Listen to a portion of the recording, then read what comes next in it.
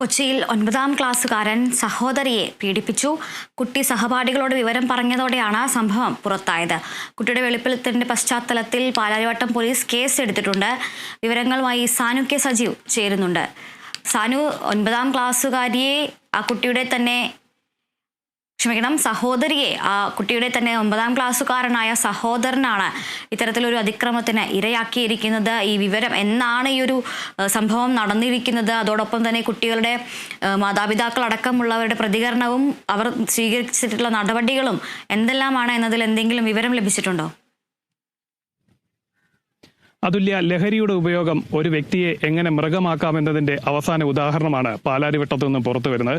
അതായത് 9ാം ക്ലാസ്സുകാരനായ കുട്ടി തന്റെ സഹോദരിയെ ലൈംഗികമായി പീഡിപ്പിച്ചു എന്നുള്ള വാർത്തയാണ് ഇപ്പോൾ പുറത്തു വന്നിരിക്കുന്നത്.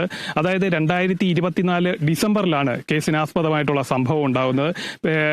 വീട്ടിൽ പറയാൻ മടിച്ച പെൺകുട്ടി ഇത് ഒളിച്ചു വെക്കുകയും തുടർന്ന് സ്വകാര്യ ഭാഗത്ത് അസഹനീയമായ വേദന ഉണ്ടായതോടെ സഹപാഠികളോട് വിവരം തുറന്നു പറയുകയായിരുന്നു. ഇവരാണ് സ്കൂളിലെ അധ്യാപകരോട് ഈ വിവരം പറയുന്നത്. അധ്യാപകരാണ് ഈ വിവരം പോലീസിനെ അറിയിക്കുന്നത്. എന്തായാലും ഈ 9ാം ക്ലാസ്സുകാരൻ ലഹരിക്ക് അടിമയായിരുന്നു എന്നാണ് ഇപ്പോൾ പോലീസ് നൽകുന്ന വിവരം. രണ്ട് പേർക്കും പ്രായപൂർത്തിയാകാത്തതിനാൽ മറ്റു വിവരങ്ങളൊന്നും പുറത്തുവിടാൻ പോലീസ് തയ്യാറായിട്ടില്ല. പാലാരിവട്ടം പോലീസ് തയ്യാറായിട്ടില്ല. ഈ കുട്ടിയുമായി ബന്ധപ്പെട്ട്, ഈ 9ാം ക്ലാസ്സുകാരനുമായി ബന്ധപ്പെട്ടുള്ള കാര്യങ്ങൾ, അതായത് ഫോണുകളടക്കം വിശദമായി പരിശോധിച്ചുകൊണ്ടിരിക്കുകയാണ് പോലീസ്.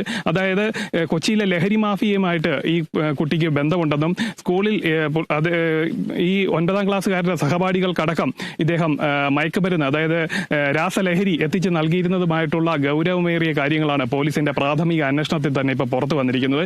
എന്തായാലും ഇതുമായി ബന്ധപ്പെട്ടുള്ള വിവരങ്ങൾ പോലീസ് ഇന്ന് CWCക്ക് കൈമാറുന്നതായിരിക്കും.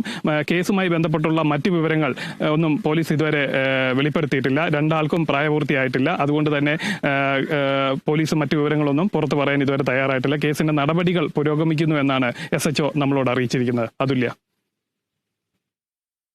ഇരുവരും പ്രായപൂർത്തിയാകാത്ത കുട്ടികളാണ്. പ്രതിയും അതുപോലെ തന്നെ ഈ പീഡനത്തിന് ഇരയായ കുട്ടിയും ഇരുവരും പ്രായപൂർത്തിയാകാത്ത കുട്ടികളാണ് എന്നതുകൊണ്ട് തന്നെ വളരെ ജാഗ്രതയോടെ കൈകാര്യം ചെയ്യേണ്ട ഒരു വിഷയമാണ്. എന്തായാലും ഇപ്പോൾ ഈ 9ാം ക്ലാസ്സുകാരനെ എങ്ങനെയായിരിക്കും നിയമം ബാധകമാവുക, പോക്സോ കേസ് പോലുള്ളവ, അതിൽ ആ വകുപ്പുകൾ ചുമത്താനാകുമോ മുതലായ കാര്യങ്ങളെല്ലാം തന്നെ ചർച്ച ചെയ്യേണ്ടതില്ലേ സാനു?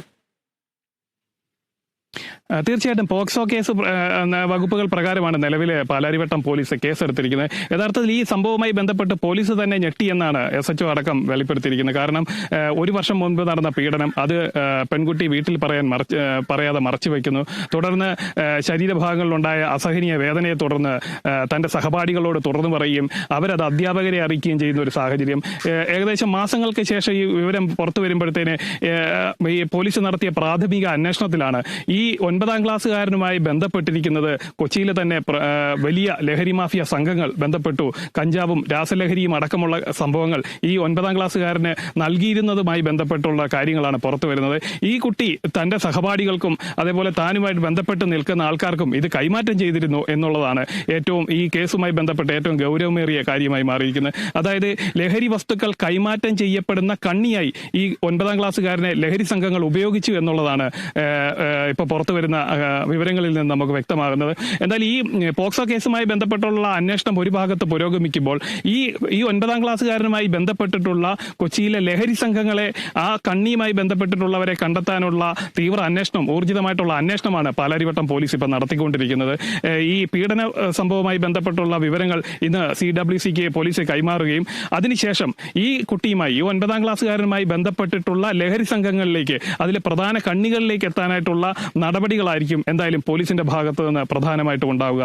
അതുല്യ, തീർച്ചയായും സാനു, എന്തായാലും നിലവിൽ പാലാരിവട്ടത്ത് 9ാം ക്ലാസ്സുകാരൻ തൻ്റെ സഹോദരിയെ പീഡിപ്പിച്ച വാർത്ത പുറത്തു വന്നതിൽ നിന്ന് പിന്നീട് ആ കേസിൻ്റെ ഗതി മാറിയത് സാനു സൂചിപ്പിച്ചതുപോലെ കൊച്ചിയിലെ തന്നെ വലിയ ലഹരി സംഘങ്ങളുടെ കണ്ണികളിലേക്കാണ്. എന്തായാലും ഈ ഒരു പീഡന പരാതിക്കൊപ്പം തന്നെ ആ ലഹരിയുടെ കൈമാറ്റക്കാരനായി അല്ലെങ്കിൽ കാരിയറായി ഈ കുട്ടി മാറിയ കാര്യത്തിൽ കൂടി അന്വേഷണം ഉണ്ടാകും. ശിശുക്ഷേമ സമിതി അടക്കമുള്ളവർ കേസിൽ ഇടപെട്ടിട്ടുണ്ട്. വാർത്തയുടെ വിശദാംശങ്ങൾ നൽകിയത് സാനു കെ സജീവ്.